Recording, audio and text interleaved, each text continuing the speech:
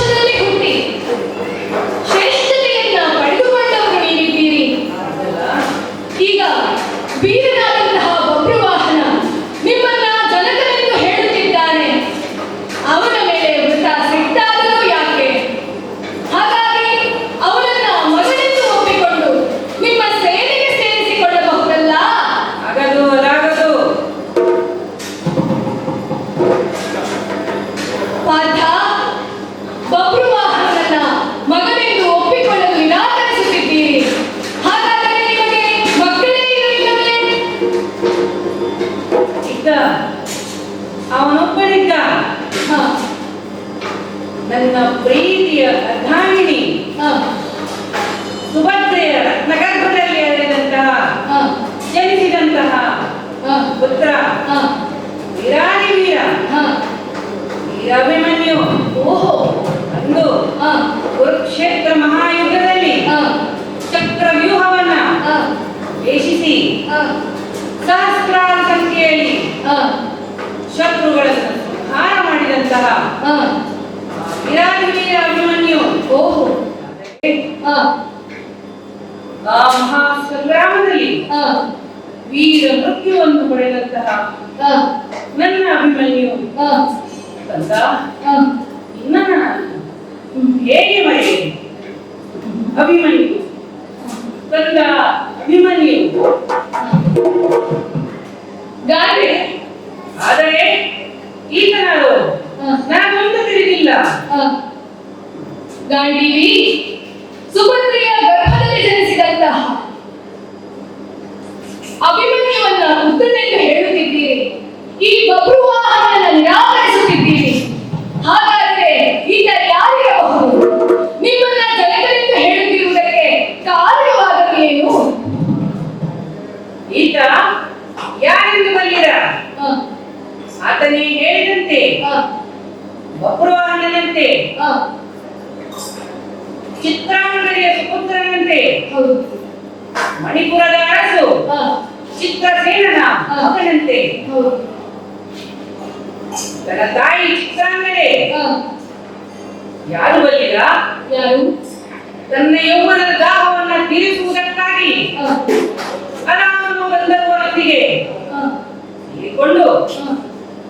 ತನ್ಮೂಲಕ ಹ್ಮ್. ಜನಿಸಿದಂತಹ ಸುಪುತ್ರನೇ ಈತ. ಈತನ ತಾಯಿಯು ಹ. ಜಾರಿಣಿ, ಚಿತ್ರಾಂಗನೆ ಜಾರಿಣಿ. ಆ ಜಾರಿಣಿಯ ಮಗ ಈತ. ಎಲ್ಲವೂ ಸ್ವಂತ.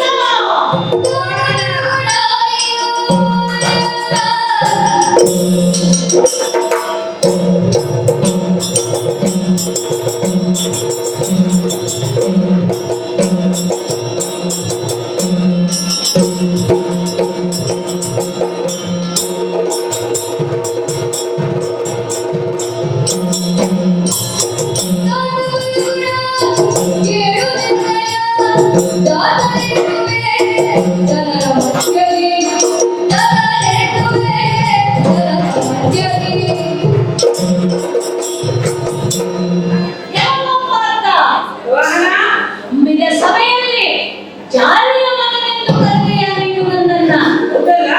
ತಾಯಿಯೊಬ್ಬಳು ಯಾರೆಲ್ಲ ಪುರುಷನನ್ನ ತೋರಿಸಿ, ಯಾವುದೇ ಪುರುಷನನ್ನ ತೋರಿಸಿ ಇದು ನಿನ್ನ ತಂದೆ ಎನ್ನುವುದಾಗ ಎಂದಾಗ ಒಪ್ಪಿಕೊಂಡವರು ಮಕ್ಕಳಾದ ನಾವು ತಾಯಿಯ ಮಾತಿನಂತೆ ನನ್ನ ತಂದೆ ನೀನು ಅನ್ನುವ ಕಾರಣಕ್ಕೆ ನಿನ್ನ ಬಳಿಗೆ ಬಂದಿದ್ದೇನೆ. ಏನೆಂದರೆ ನೀನು ಜಾರೆಯ ಮಗನೆಂದು ಹರಿದೆಯ ನೀನು. ತುಂಬಿದ ಸಭೆಯಲ್ಲಿ ಚಿತ್ರಾಂಗನೆಯ ಮಗ ಈ ಬಬ್ರುವಾಹನ ಪಾರ್ಥನ ಮಗ ಅನ್ನುವುದನ್ನ ಹೌದು ಹೌದು ಹೌದು ಎನ್ನುವಂತೆ ಹೇಳಿಸುತ್ತೇನೆ. ಅಲ್ಲಿರುವಂತಹ ಎಲ್ಲ ಮಾನವೀಯರೇ, ಎಲ್ಲ ಸುವಸ್ತುಗಳನ್ನು ತೆಗೆದುಕೊಂಡು ಮತ್ತೆ ಪುರಕ್ಕಿದ್ದರಿರಿ. ಯುದ್ಧಕ್ಕೆ ಸನ್ನದ್ಧರಾಗಿರಿ. ಇನ್ನು ಇಲ್ಲ ನೋಡುವುದಿಲ್ಲ. ಆತನನ್ನ ಎದುರಿಸುವುದೇ ಸಿದ್ಧ. ಯುದ್ಧಕ್ಕೆ ಸಿದ್ಧರಾಗಿರಿ. ಎಲ್ಲವೂ ಬಬ್ರುವಾಹನ. ಏನೆಲ್ಲೂ ವೀರ.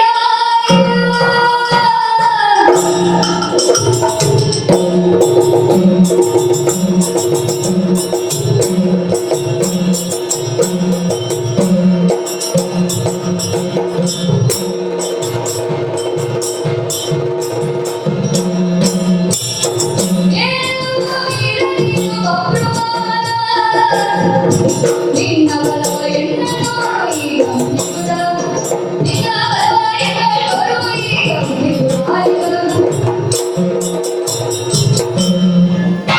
ಎಲ್ಲವೋ ಬಬ್ರುವಾಹನ.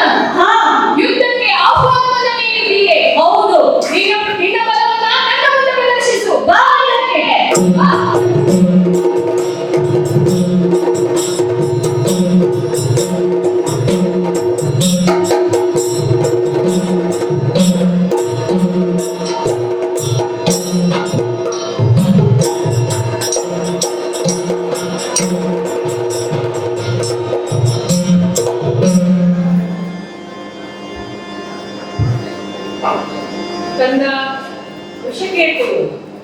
ಚಿಕ್ಕಪ್ಪ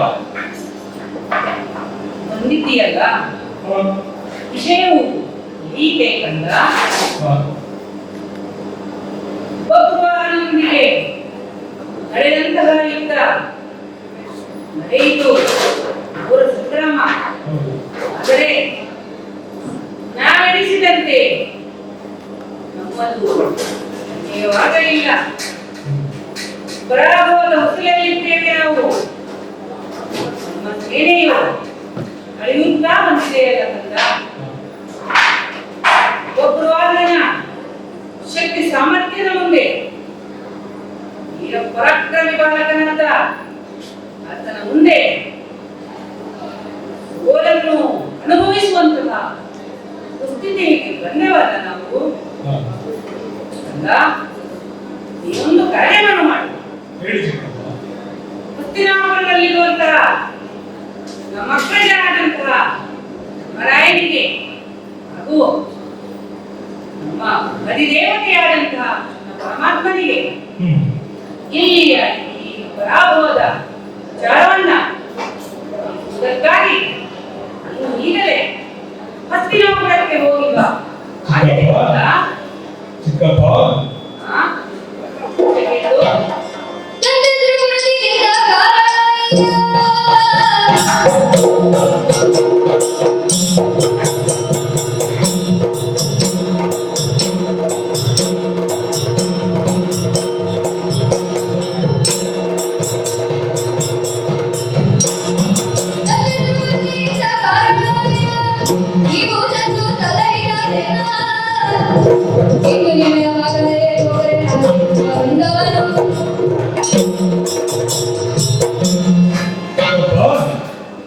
ನನ್ನ ಮಾತುಗಳನ್ನು ನೀವು ಆಲಿಸಬೇಕು.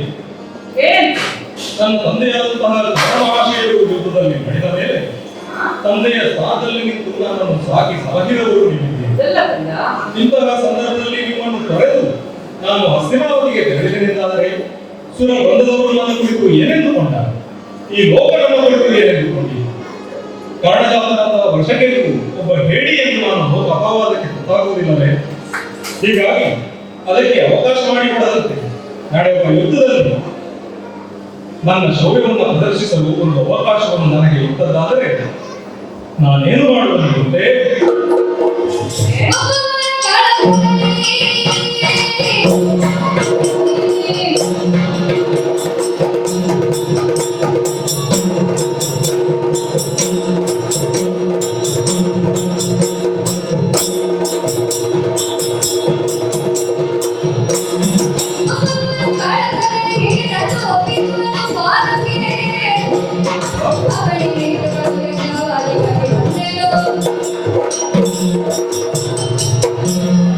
ಚಿಕ್ಕಪ್ಪ, ನಡೆಯುತ್ತಿರುವಂತಹ ಯುದ್ಧದಲ್ಲಿ ನಮ್ಮ ಸೇನೆಗೆ ಅಳಿವಾಗುತ್ತಾ ಇದೆ ಎನ್ನುವ ಚಿಂತೆ ನಿಮ್ಮನ್ನು ಬಾಧಿಸುತ್ತಿರುವುದನ್ನು ನಾನು ಮಾಡಿದೆ. ಆದರೆ ಈ ಕರ್ಣಜಾತನಾದಂತಹ ವೀರ ವಶಕೇತು ನಿಮ್ಮ ಪಾಲಿಗಿರುವಾಗ ಆ ಭಯ ನಿಮಗೆ ತಪ್ಪುದೇ? ಖಂಡಿತವಾಗಿಯೂ ಬೇಡ. ನಡೆಯುವ ಯುದ್ಧದಲ್ಲಿ ಆ ಬಬ್ರುವಾಹನನ್ನು ಎದುರಿಸಿ ಕಪ್ಪ ಸಮೇತ ನಿಮ್ಮ ಪದದಲಕ್ಕೆ ತಂದು ಒಪ್ಪಿಸಿದ್ದೇನೆ. ನನಗೆ ಅಪ್ಪಣೆ ಎಂದು ನೀವು ಮನವಿಕೊಡಬೇಕು. ಜೈ ಭಗವಾನೇ, ಜೈ ಶಿವ. ಆಗಲಿ ಚಿಕ್ಕಪ್ಪ.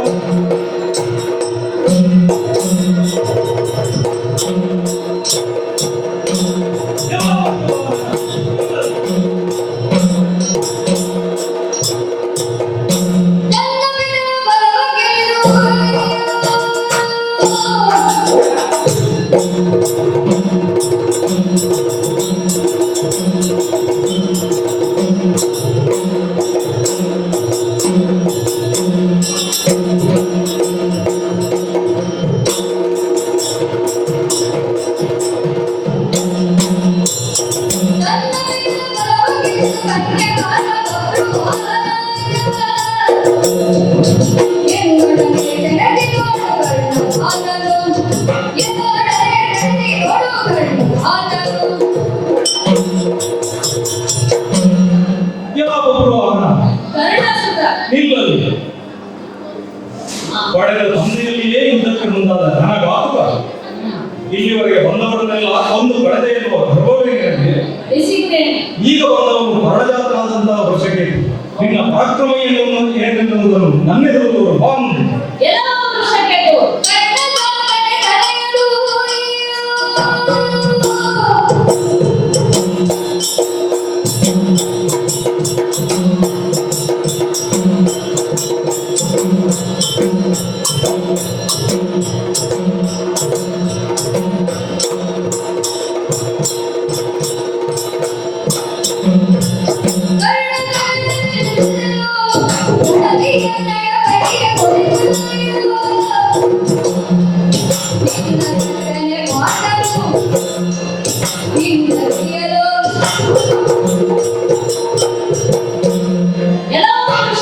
ಒಬ್ರು ವಾಹನ. ಕರ್ಣನ ಮಗ ನೀನು.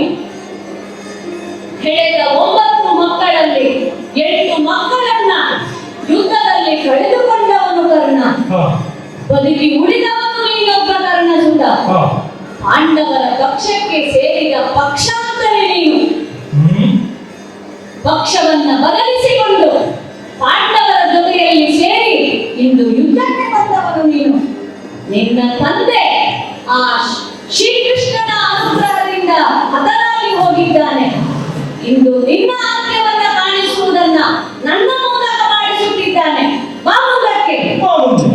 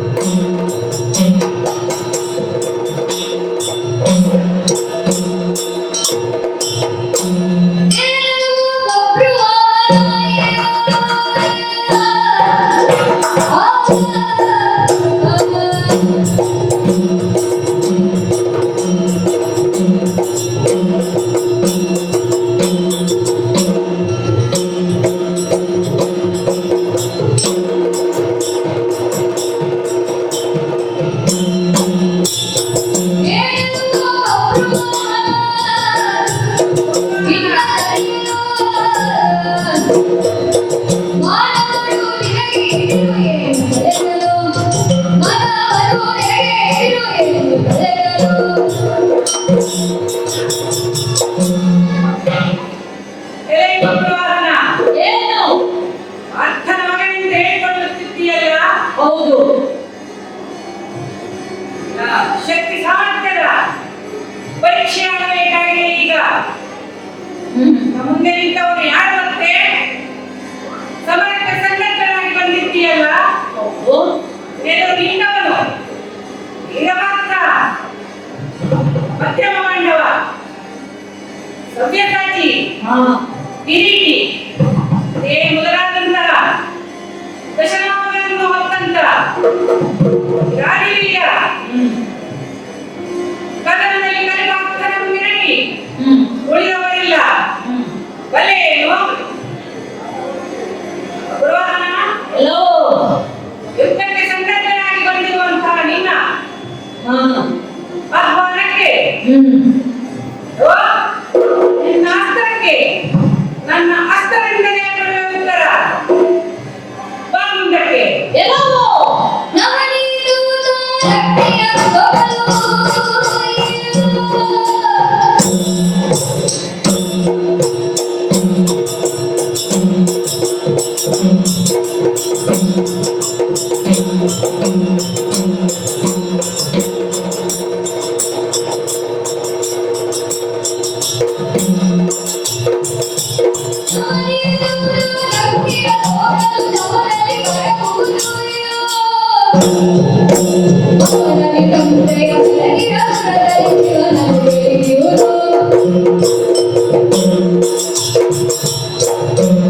ಎಲ್ಲವೋ ಪಾರ್ಥ, ನೀನು ಬಿಟ್ಟಂತ ಬಾಣದಿಂದ ನನ್ನ ದೇಹದಲ್ಲಿ ಎಲ್ಲ ಗಾಯವಾಗಿದೆ. ಆಗಲೇಬೇಕಲ್ಲ, ಗಾಯದಿಂದ ರಕ್ತವೂ ಸೋರುತ್ತಿದೆ. ಆಗಲೇಬೇಕಲ್ಲ. ರಕ್ತ ಸೋರಿದೆ ಎಂದರೆ ಯುದ್ಧದಲ್ಲಿ ಮಾಡಿದ ಪಾಪವೆಲ್ಲ ಕಳೆದು ಹೋಯಿತೆಂದು ಅರ್ಥ. ಏನೆಂದರೆ ನೀನು ಯಾರು ಅರಿಯಲು ನಿನ್ನ ಭುಜಬಲದ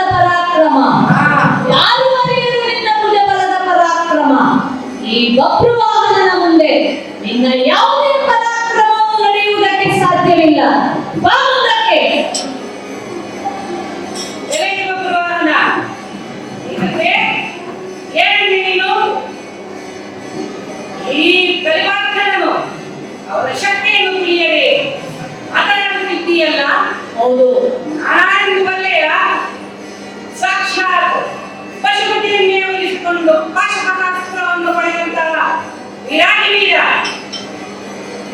ಆಗಲಿ ನಮ್ಮ ಬಲಾಬಲಗಳ ಪ್ರದರ್ಶನ. ಕೆಳಗೆ ನಿನ್ನ ಬಿಲ್ಲನ್ನು ಹೋಗಿ ಬಾಣವನ್ನ ಮೂಡು ಬಾಣವನ್ನ ಇದು ನಡೆಯಲಿ ನಮ್ಮ ಬಲಾಬಲಗಳ ಪರೀಕ್ಷೆ ಪ್ರದರ್ಶನ.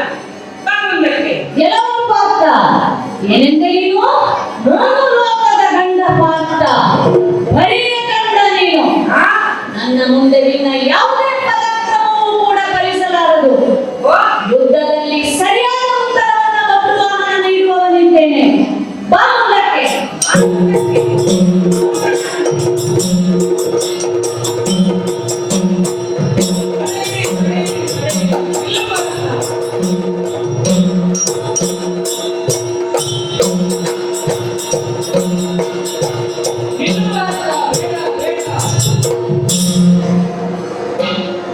ಸುರನದಿಯ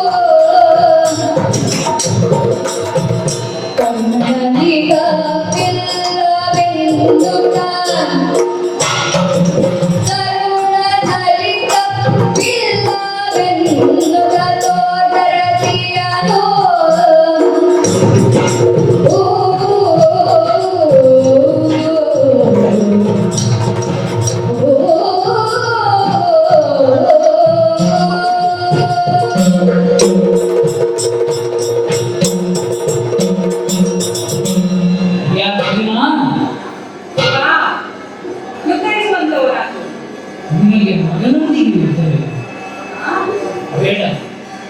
ಈಗ ನಿನ್ನ ಮಗ ಎನ್ನುವುದರಲ್ಲಿ ಯಾವುದೇ ಸಂದೇಹ ಬೇಡ.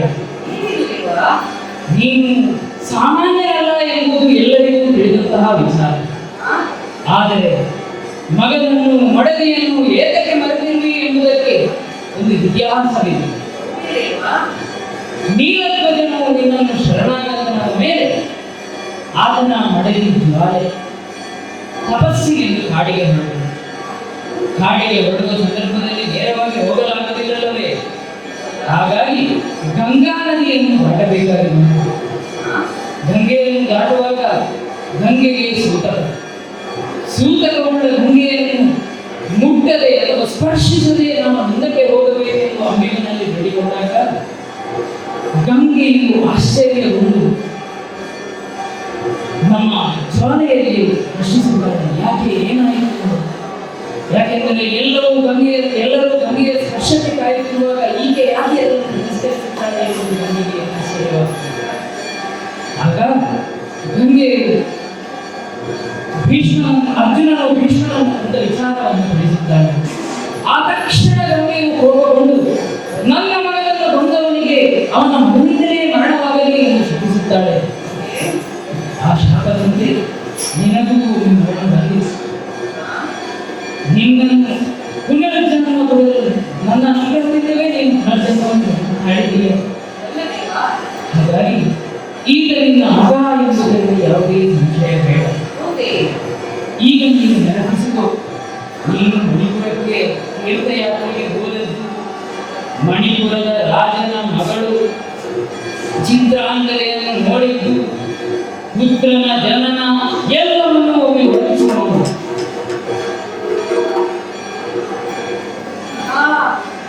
ದೇವಾ, ಹೌದಲ್ಲ ದೇವಾ, ಅದು ಎಲ್ಲವೂ ನೆನಪಾಗುತ್ತಿದೆ. ನಿನ್ನ ಅನುಗ್ರಹಕ್ಕೆ ನೀನುಂಟೆ ದೇವಾ. ಕಳೆದು ಹೋದಂತಹ ದಿನಗಳು, ಘಟನೆಗಳು, ಸ್ಮರಣೆಗಳು ಒಂದೊಂದಾಗಿ ನನ್ನ ಮನ ಪಟಲದಲ್ಲಿ ಬರುತ್ತಿವೆ.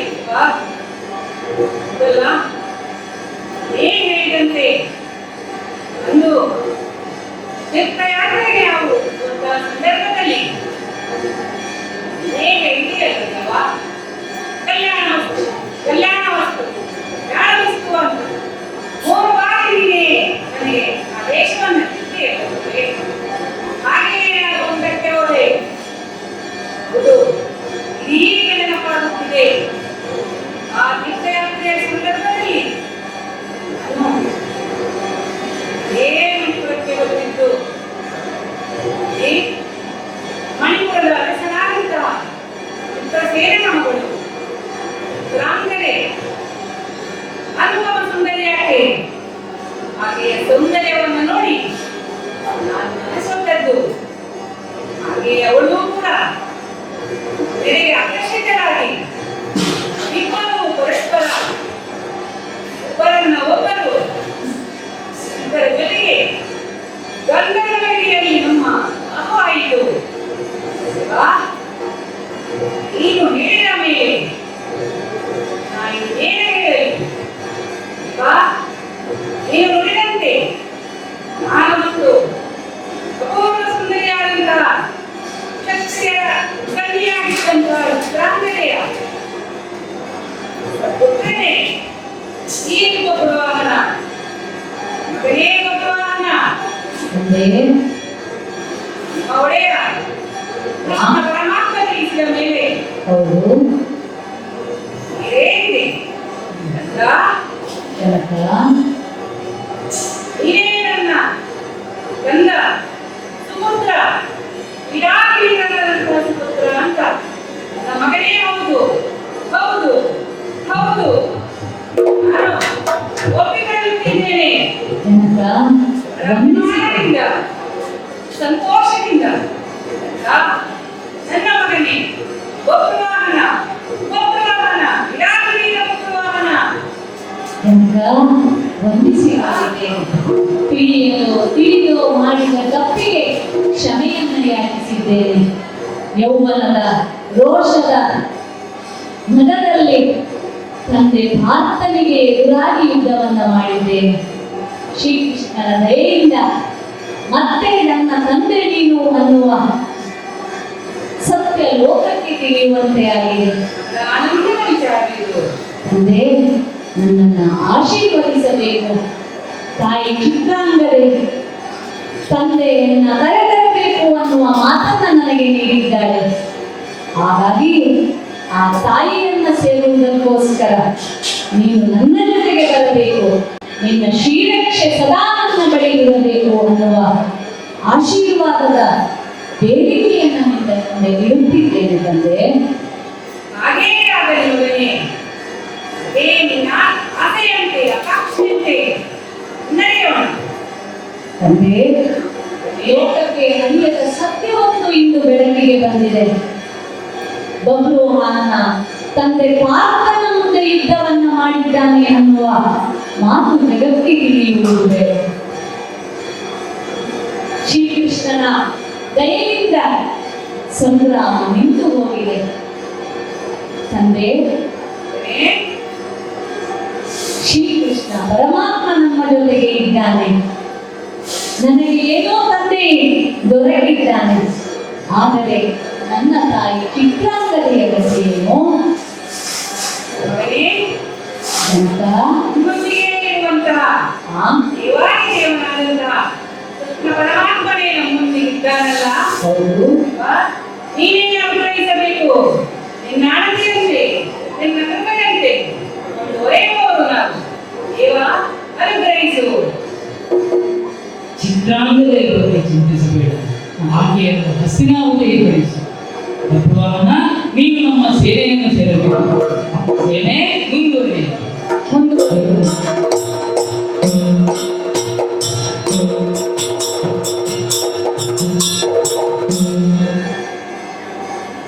ಅರಿತು ಅರಿಯದೆಯೋ ತಪ್ಪಾಗಿ ಹೋಯಿತು.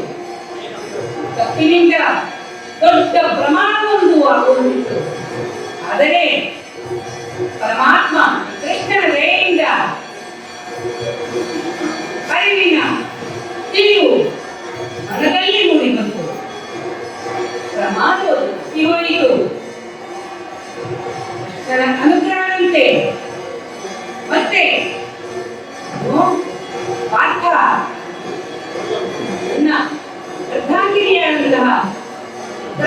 ಬಂದೆ. ನನ್ನ ವೀರ ಸುಪುತ್ರನಾದಂತಹ ಬಬ್ರುವಾಹನನನ್ನ ಮತ್ತೆ ನಾನು ಪಡೆದುಕೊಳ್ಳುವಂತಾಯಿತು. ದೇವರ ಅನುಗ್ರಹದಿಂದ ನಮ್ಮೆಲ್ಲರ ಸಮ್ಮಿಲನವಾಯಿತು. ನಮ್ಮ ಪಾಲಿಗೆ ಒಂದು ಅತ್ಯಂತ ಆನಂದದ ಸುಯೋಗದ ಸೌಭಾಗ್ಯದ ಕ್ಷಣ. ಕೃಷ್ಣನ ಅನುಗ್ರಹಕ್ಕೆ ಏನಿದೆ? ಅವೆಲ್ಲರೂ ಜಗತ್ತಿನ ಮಕ್ಕಳಾದಂತಹ ದೇವಾದಿದೇವ ಕೃಷ್ಣನ ಅನುಗ್ರಹವನ್ನು ಅರ್ಪಿಸುತ್ತಾ ಅವನ ಶರಣಕ್ಕೆ ಶರಣೆಂದು ಯಾವಾಗ ನಮಿಸೋಣ. ನಮ್ಮೆಲ್ಲರ ಸಮ್ಮಿಲನವಾಗಿತ್ತು.